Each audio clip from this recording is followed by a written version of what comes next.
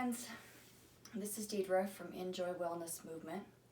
Let's talk about some spinal options, just ways that we can move our spines, and let's do that through movement so we can have a felt experience of this. So come down onto hands and knees as long as that's comfortable for you.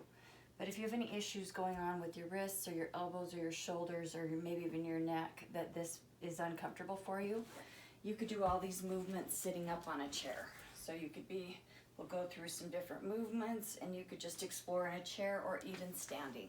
Okay, so if you're comfortable, come down to hands and knees. We'll practice soft joints here, so relax in the joints of your body, especially your elbows in this position. Feel yourself get a little bit more buoyant and able to receive when you soften rather than being rigid. So soften in, just move your head and neck around a little bit. Manage the weight of your hands well by pressing the finger pads, each one of your finger pads gently into the earth, so you almost feel like a little cupping of the palm, and that'll just help take pressure off of your carpal tunnel. If you need to make adjustments at any point in this short practice, please allow yourself to do that. Give yourself permission. So from here, just press gently down into the earth and round the back towards the ceiling. So really bring the navel back and up towards the ceiling here.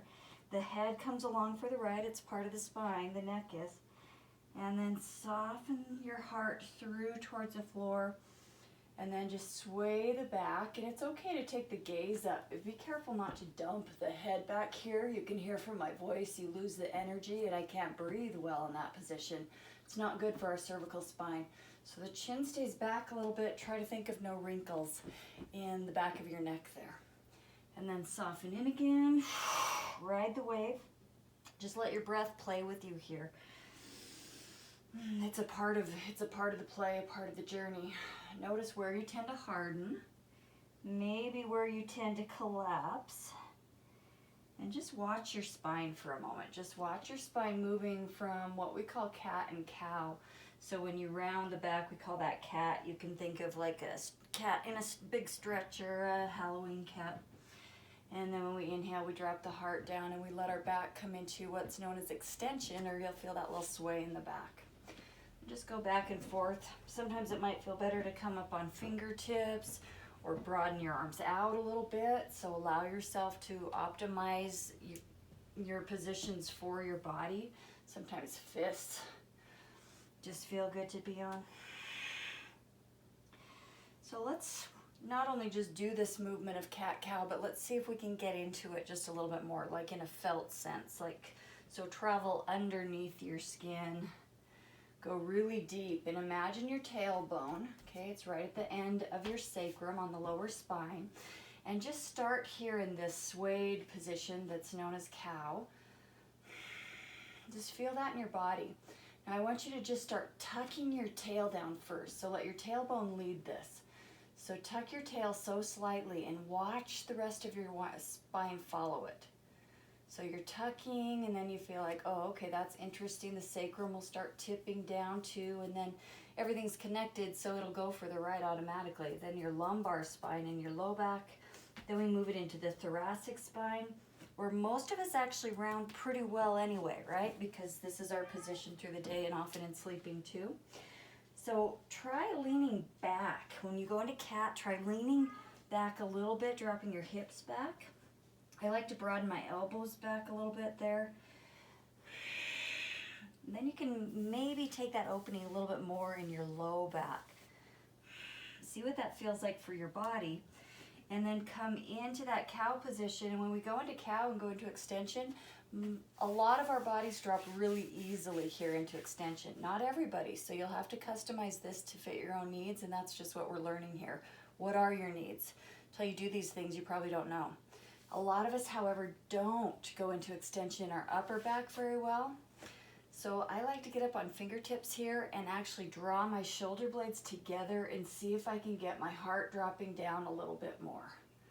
I do want to support my back here, so I'm actually not letting my organs fall all the way to the floor. This is what that would look like if I relaxed my belly here. So So I probably just gained 10 pounds there, right? Now there's no support for my back, so I'm just gonna gently hug in. I like to think about this as I marry the front to the back body, so they just hug each other. They're a healthy relationship with each other. Good. So developing a healthy relationship with yourself is vitally important. And it means we have to watch ourselves really closely, watch our patterns, watch our habits, get curious about new ways to go into the body. So cat-cow, your spine has the ability to go into extension as well as flexion. And we need both of those actions in our life. Okay, let's try some lateral movement. So come back to a neutral spine. And if you're not sure what that is, it's neither flexion nor extension. It's somewhere that you find in the middle where your body rests and goes, ah, yeah, that's my center right there. And then pull the spine over to one way and then the other. And when I get into lateral movement, lateral means side to side. So you can think about removing your rib cage if you were on a mat, which certainly isn't necessary.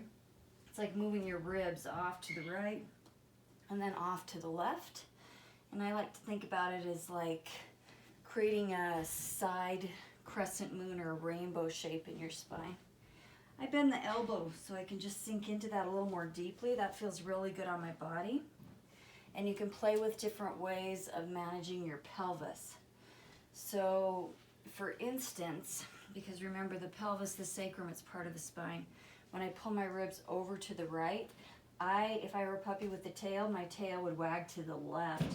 And then I bring my left elbow forward and on that diagonal of your mat, real mat or imaginary. And then just move side to side there and see what that feels like. So here's lateral flexion. So go in there, rather than just performing reps, really be in the felt sense of what this feels like. You can just rearrange your feet and your toes any way that feels good for you. Just adapt. It's a process of adaptation and listening. Let your body's wisdom come through there. So we're not forcing an agenda on the body in any way. We're just going in with a really compassionate inquiry. Let's see what happens when we try these things. And just notice, I'll show you from the front too what that looks like. And just notice, are you a little bit more restricted in the right or the left side? Notice what feels, really good there. What's just so yummy about that? It might feel good for you to pull your hips back a little bit into that. And then we'll just go into a barrel roll. So I'd like you to combine the flexion and extension that we learned with the lateral movement. Feel free to come up high on fingertips, be on fists to help your wrists out, or have your hands down, whatever works for you here. And then just circle. So I like to think about a barrel roll here. Like I'm dipping down, I'm going to this side, I'm lifting up, I'm going to the other side, I'm dipping down. Check out your neck. Okay, you've got 7 vertebrae up here. So see if they're moving along. Sometimes we move really well in one part of our spine, but not so well in another. So if you just close your eyes here and really go into your body and just imagine which of my vertebrae are articulating really well. Get really curious about what feels pretty open. And then we'll all feel places that are like, it's a little sticky in there. So see if you can find a way in your own body, this is your practice, to wiggle into those places. And sometimes you might just spontaneously find another way. I like to just roll my shoulders around so my scapula gets to play with rubbing around on my rib cage because I tend to get a lot of knots built up in there. Just hardened fascia. Great, and then there's twisting. So we've gone through the flexion and extension, flexion, extension, lateral bending, just that free form play. It's a beautiful practice just in itself.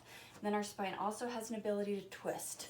So let's try a twist by lifting one hand up, palm up. Just reach under to a comfortable level for you. And then open this out And lead with your elbow, so we really get this into the thoracic spine a little bit to start with. So it's like you just wrap under and you're gonna give yourself a hug here. You can reach under as far as you want to. If you need to manage where your supporting arm is, go ahead and manage that. And then think about leading with the elbow, and some of you might just want to stay right here. Some days I'll just get a lot more feeling if I keep the elbow bent.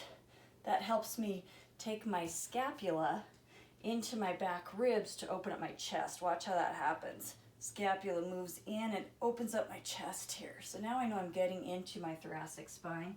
That's your mid-back. And then if you want, you can let the arm follow. But be very careful that the arm is just following and you're opening your chest. You're not just flopping your arm back, okay? So direct with the elbow first, lead the elbow, scapula grabs the back ribs to rotate, and then maybe you open the arm up. This is what it looks like from the other side. Reach under, open it up, leading with the elbow. So it might feel really good to pull into that really strongly, and it might feel good to lighten it up for you. So you've got to learn how to manage your own energy. Ask your body, let it decide what's right for you. So we're not pushing too hard. Don't bully up on yourself, or don't beast on yourself. Oh, feel what that feels like in your spine. And then maybe you add, once you've got the shoulder really strong and shoulder blade, bottom tip of the shoulder blade, the scapula is like a diamond. Take the bottom tip or a triangle and tip it in, and then the arm can follow up if you want, but that comes from an open chest. Good. So here's rotation, spinal rotation. Good. Sometimes just called a twist, and there's 1,000 ways to twist. Here's just one option for you today. Come back to center. Pause for a moment. Hit a conscious pause, like pause on purpose. You certainly don't have to sit like I am. Find a place that's really comfortable to sit. Open your chest, open your heart. Move the cage of your ribs, your rib cage, right over your pelvis.